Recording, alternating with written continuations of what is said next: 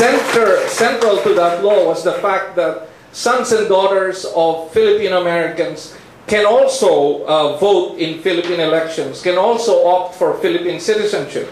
Therefore, if you were never a resident of the Philippines and you can still vote, how much more permanent residents who had lived in the Philippines and still carried Philippine citizenship? But that is an amendment that will increase the number of Filipinos overseas who would register to vote. That is a key issue we're going to be tackling, is to remove the poison pill from the overseas absentee voting bill so that more people can register to vote. But that's what we've been doing, as Stead said. Once we organize the U.S. Pinoys for Noynoy Mar, with the fact that in the East Coast and in other places, like Wally Reyes in LA, people were also thinking about the same thing. And so when we started emailing and making phone calls, we decided U.S. Pinoys. Why? Because Pinoy is a term that started in the United States in the 1920s, that did not originate in the Philippines. That started as a self-defining term of the Filipino Manoms. So we wanted a term that was more inclusive, because if we said Filipino Americans, then Philippine citizens would be excluded. If we said Filipinos, then anyway, we came on U.S. Pinoys for Noynoy Mar, and the name stuck, and then chapters were built, and we started talking to each other through telephone conference calls weekly, and through emails several times a day sometimes. And then we started having common activities. We had a website that everyone was getting into.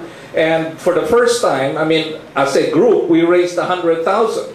That's an amazing achievement, because our culture says politicians pay you money. Whereas now, the people were raising the money to get Noynoy elected. So we were all apprehensive, of course. We thought there would be a failure of elections. We thought there was sure to be cheating. So it was with a great deal of relief when the automated elections proved that the people's will, when People Power 3 manifested itself in the voting booths in the precincts all over the country, and President Noynoy Aquino became a reality. So when that happened, we started thinking, we've got to go to the Philippines to be at the inauguration. And we started talking about it, and they said, well, we're in the Philippines.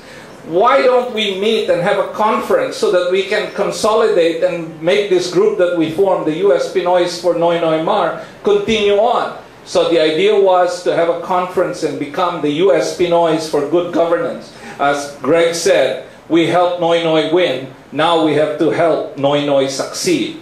And that's the issue, is what can we do? Because we're not here to ask for something for us. We're here to see what we can do to make sure the government of President Noynoy Aquino succeeds. Because if he succeeds, the Filipino people succeeds. So that's the challenge for us in this two-day conference that will begin on Thursday and Friday. Just tomorrow morning, we will be leaving the Sofitel Hotel at about 8 o'clock, right? Because we have seats in the grandstand. For those who are registered, and we're going to get those, but people are lining up. There will be hundreds of thousands, maybe 1 million people tomorrow, so we have to be in front of the Sofitel with your name tags and registered so that we can get in the grandstand. It may rain. Bring something to protect you from the rain. Bring water bottles, because it may be all day and you can't just go out and buy water on the side. But then tomorrow evening, we're going to have an inaugural ball at the Sofitel Hotel, and one of the features is a documentary about Ninoy and the right people power that Mr. Tom Kaufman from Hawaii, Tom, he did this documentary. It is scheduled to be released on PBS sometime in the fall, so that Americans all over will know who Ninoy Aquino was, and we will never forget that we have Noynoy because of the sacrifice of Ninoy Aquino and his mother, of course, Cory Aquino, I mean, Noynoy's mother. So we have a lot of things going. We have a lot of exciting developments, and we'll be sharing a lot of ideas. But this is an opportunity for us to network, get to know each other, and continue the fight that we started when we all came together and formed the U.S. Pinoys for Noynoy Mar. So thank you, and I hope to see you all in the next few days. And mabuhay.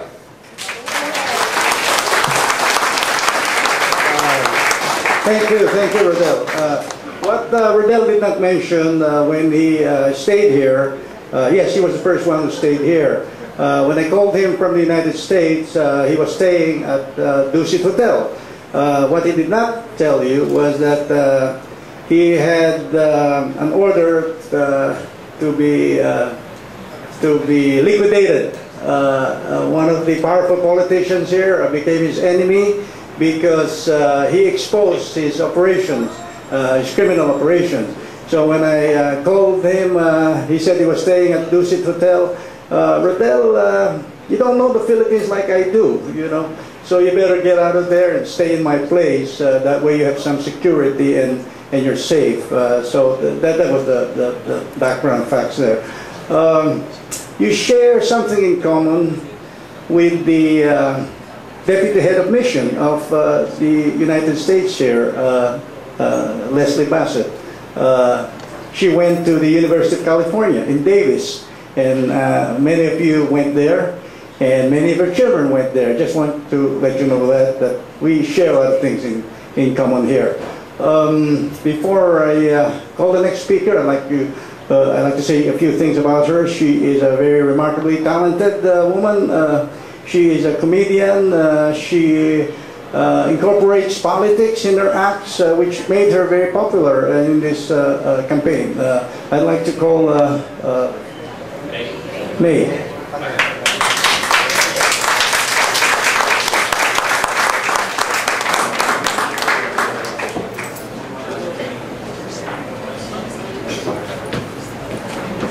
Hello everyone, good evening.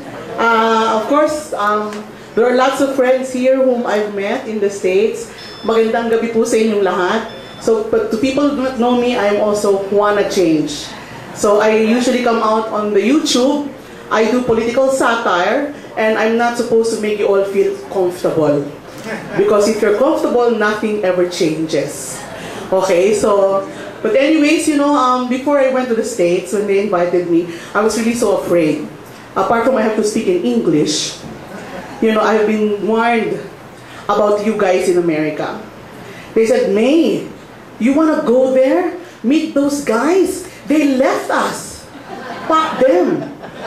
I mean, you know, they leave the country and then they call you to perform there?